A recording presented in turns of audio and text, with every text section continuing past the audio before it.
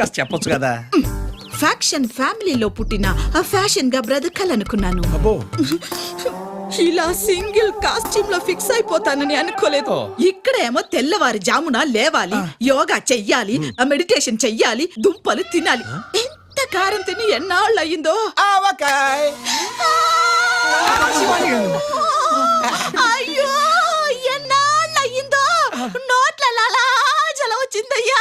మాకు కూడా. మీరందరూ ఏమి అనుకోకపోతే నేను ఒక్కసారి నాకుతానే.